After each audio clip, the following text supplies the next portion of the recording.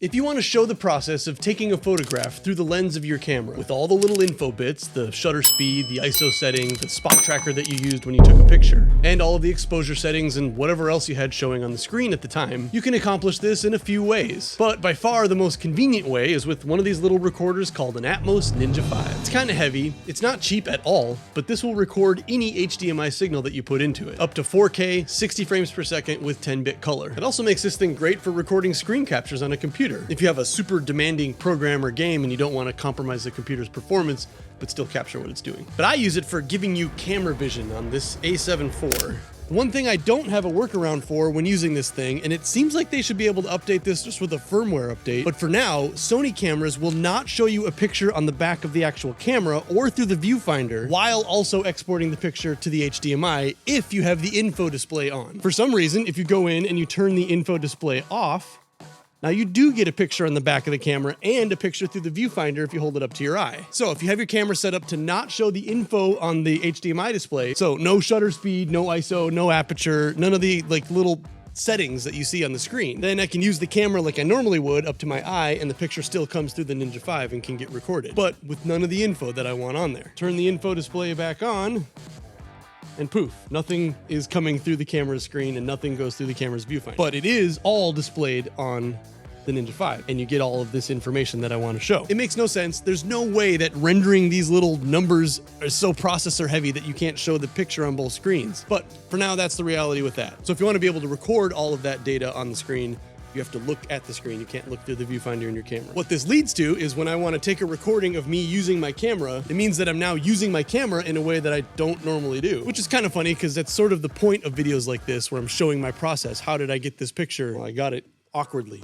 That's how. Not to mention I'm holding a couple of extra pounds when I'm doing it also, so the whole thing is just it's tough. That's HDMI. Let's talk about audio too. I was having a really specific problem with audio, and this may be why you searched for and found this video. It's not straightforward how to get the sound from the environment to be recorded into this thing when your camera's in photo mode and you're not recording anything internally with the camera's memory card. In other words, showing how you're taking a photograph live through the camera while also capturing the ambient audio of that process. Audio does not get sent through the HDMI when you're in photo mode. When you're in video mode, that audio does get sent over HDMI. So for recording videos, you could actually use a Ninja V instead of using an internal SD card, or as a great backup to an SD card, because this will record everything at full resolution with audio. But if you want your camera to be in photo mode, then you're gonna have to attach a separate external microphone directly to the Ninja V. And of course, it's not entirely straightforward how to do that. Turns out this device doesn't provide any power through the mic port, and who knew, but a lot of microphones require the thing they're plugged into to send a little bit of power their way to get them running. This means that you cannot just plug in a little lapel mic to capture the audio around you, which would be super convenient. You also can't plug in the rather popular Rode Video Micro that you may already have on top of your camera. This has no power source and it requires some sort of power to run. It needs to be a microphone that has its own built-in battery and one that won't shut itself off if it thinks it's not plugged into something. Evidently, that's another problem with some microphones with this recorder. When your microphone doesn't receive the tiny little bit of power that it normally gets from the camera, it assumes that you left it on accident and it turns itself off to save the battery. So, sticking with the kit that I already own, this leaves me with two solutions to get what I want, which is a video feed seen through my camera in photo mode, recording the process of taking a picture. I want the sounds of the street around me, I want maybe the sounds of my footsteps if it's quiet and at night, and I want those sweet shutter sounds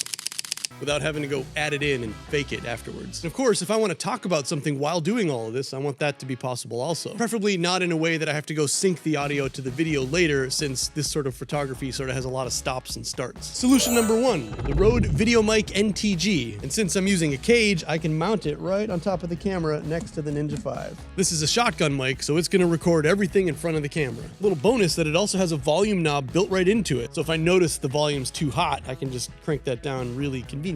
Double bonus, it has this special mode to record two audio tracks at once, one of them being I think 20 decibels quieter than the other. That way, if something super loud happens while I'm shooting, if like a fire truck drives by and I'm taking pictures and I want that audio, I can still use it, because even though it's super crazy loud, I have that second quiet track to pull from because the primary track is going to be all blown out. The downside to solution number one is that this is a shotgun mic, and like I said, it's going to pick up everything from in front of the camera. But shotgun mics pretty much pick up only everything in front of the camera and nothing from anywhere else. So if I want to say something or something interesting happens to my side and I whip over to it, You don't hear it until I'm facing it. You won't hear my voice at all. Which brings me to solution number 2. The Rode Wireless Go 2 receiver is battery powered. I feel like a Rode salesperson now. It sends a compatible audio signal to the Ninja V recorder and comes with 2 wireless omnidirectional clip-on microphones. And I can just clip these things wherever I want. I usually keep one of them on the strap to my camera just to pick up ambient sound. Each of these wireless microphones has its own little 3.5mm input, so I can plug a lapel mic into this, if I can find it. Then this can just live in my pocket, this can clip onto my shirt. And since there's 2 of them, I can still have this shotgun mic hooked up. That way I'm capturing what's in front of and behind the camera. And in a unique scenario where I maybe want to interview someone on the spot real quick, I can just pluck that out and clip this to their shirt or their jacket. And in like 3 seconds, I'm set up for an interview on the spot. I can't really think of a better way to set up this kit for this particular kind of use. This is the final form of my run and gun if I want to record what I see through the camera. The final complication you may run into while setting things up is that the Ninja V, for whatever reason, will only record audio or even show you the levels for audio while there's an active HDMI signal coming into it. So since my camera's not on right now, it doesn't show me any audio. If I turn my camera on, now we have audio coming in on the upper right. This was a hurdle that stumped me for a while. I was testing all these different audio sources and nothing was working. I was going back and forth with, do I have like a bad cable?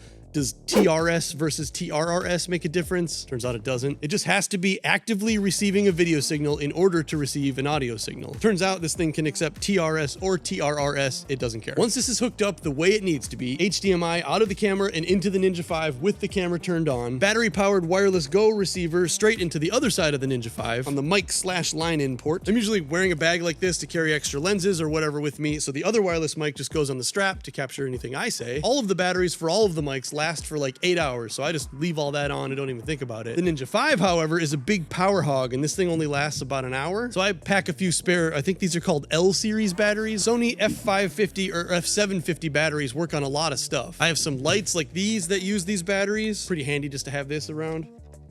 My motorized camera slider works on these batteries, so I have a bunch of these laying around. I always keep a few with me. I'm considering making my own battery packs that can just run through a cord and go into my pocket or in my bag with this L series adapter thing. This will accept anything from 6.2 volts all the way to 16 volts, and it'll still convert it to work right, which means I can make one of these big fat battery packs out of 18650 batteries, run a cord to it, have it just sit in my bag. That would make the camera lighter because these big batteries are kind of heavy, and then also it would run for pretty much as long as I want. I've actually got tons of these 18650 batteries. I got them off of Alibaba and this little welder machine thing to put them all together onto one big giant pack. So make sure you're subscribed to the channel so you can see that sweet, sweet content sometime in the near future. Anytime you see shots like this that are through the camera's eye on my channel, you can picture me struggling with this giant thing on the street bothering people, especially when the shots look like this. These people are like a full city block away from me, and that means I'm holding this 150 to 600 Sigma lens, which kind of turns this kit into basically a telescope that I'm running around in the streets with that weighs somewhere in the neighborhood of 8 pounds. Well, we're done. We've maintained continuity with all the things plugged in like they were at the studio, shot out of sequence.